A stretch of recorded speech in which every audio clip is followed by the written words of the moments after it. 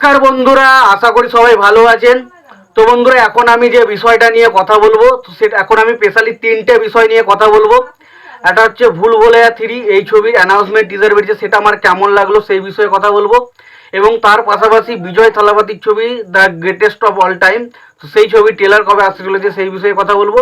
এবং তার পাশাপাশি অবশ্যই দেবারার যে সাইফ আলি খানের যে লুক বা গ্লিমস, একটা ছোট্ট গ্লিমস ছাড়া হচ্ছে তার বিষয়ে, সেটা আমার কেমন লাগলো সেই বিষয়ে আলোচনা হবে। তো আশা করবো ভিডিওটা খুবই ইন্টারেস্টিং হবে। ভিডিওটাকে আপনারা শেষ পর্যন্ত দেখতে থাকবেন। আর চ্যানেলটা যদি নতুন হয়ে থাকেন অবশ্যই চ্যানেলটি সাবস্ক্রাইব করে নিয়ে পাশে বেল আইকনটা অবশ্যই প্রেস করে দেবেন।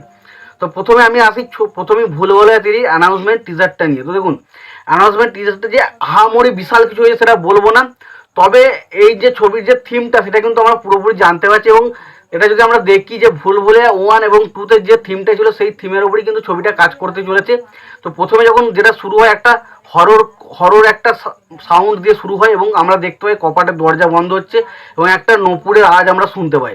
এবং তার পাশাপাশি তারপর হঠাৎ করে আমরা শুনতে পাই আমি যে তোমার, শুধু যে তোমার, সেই গানটা আবার সেই সেই পোর্শনটা আমরা শুনতে পাই বাংলা ভার্সনে। এবং তারপর কার্তিক আরিয়ান সে বলে যে আমি শুধুমাত্র ভূতেদের সাথে কথাই বলতে পারি না, কখনো কোনো ভূতেরা আমার শরীরের মধ্যে প্রবেশ করতে পারে। তারপরে এই যে লুক, এই মানে সেই চোখ মুখের ইন্টারেস্টে দেখে একটু ভয়ের মতো করে। এবং তারপরে মানে কি বলবো, টিজারটা শেষ হয়ে যায়। তো দেখুন, টিজারটা এক কথায় বলতে গেলে এই টিজারটা দেখুন খুব যে আহামরি কিছু হয়েছে তবে বলবো না, তবে যেটা দেখাতে চেয়েছে যেটা ভালো। এবং দেখা যাক তারা গল্পটাই কতটা ইন্টারেস্টিং বানায়, তো সেটা দেখার মতো বিষয় হচ্ছে। এবং সত্যি কথা বলতে গেলে হরর জনরা যদি ঠিকমতো করে বানানো যায়, কমেডি হরর জনরা, সেই ছবি কিন্তু বক্স অফিসে চলবে।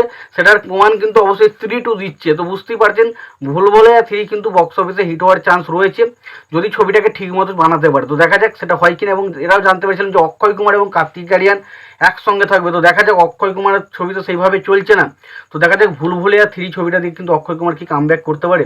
এবং এটাও জানা যায় এই ছবিটা কিন্তু এবছরে দিওয়ালিতে আসতে চলেছে। তো দেখা যাক কবে কি আসে সেটা দেখা যাক। তো সত্যি কথা বলতে এই ছবিটা নিয়ে আমি এক্সাইটেড আছি।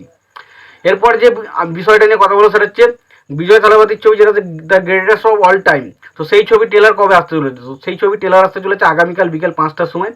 এবং বিজয় থালাপতির দেখা যাক এই ছবিটা থেকে কেমনভাবে ভালো লাগে না কেমন লাগে, ছবিটা কেমন হয় দেখি। কারণ ছবিটাতে যদি আমি বিজয়ের লুক বলি, বিজয়কে কিন্তু অন্যরকম লাগছে, তার দুটো লুক রয়েছে। এবং একটা যে পোস্টারটা দেখা যাচ্ছে সেই পোস্টারটা একটু অন্যরকম ডিজাইনে করা হয়েছে, একটু অন্যরকম টাইপের, মানে বিজয় যে ধরনের ছবি করে তার থেকে এই ছবিটাকে একটু অন্যরকম লাগছে। তো দেখা যাক ছবিতে ট্রেলারটা কেমন হয় এবং সেটা আমাদের কাছে মনে গেঁথে যায় কিনা সেটা দেখার মতো বিষয় হবে।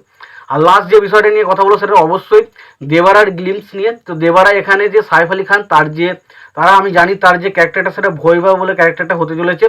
এবং এখানে তার লুক ওয়াইজ বলুন তাকে অসাধারণ লাগছে। এবং সত্যি কথা বলছি, Saif Ali Khan versus junior NTR ট্যাসেলটা দেখার মতো হবে, এটা যেটা মনে হচ্ছে।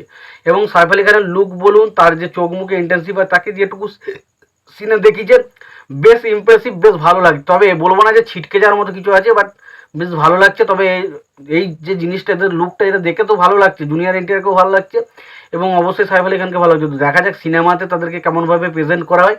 এবং আশা করা হচ্ছে ছবিটাতে কিন্তু তাদের দুজনে যদি একসঙ্গে ক্লাস হয় না, এটা দেখতে ঘ্যামা লাগবে এবং ফেস অফ তো হবেই। তো দেখা যাক কেমন হয়। তো দেবরা ছবিটা নিয়ে আমি তো প্রচণ্ড এক্সাইটেড। তোমরা কতটা কি এক্সাইটেড এই নিউজগুলো নিয়ে তোমরা অবশ্যই জানিও। তোমাদের যদি ভিডিওটি পছন্দ হয়ে থাকে লাইক কমেন্ট শেয়ার করে দিও।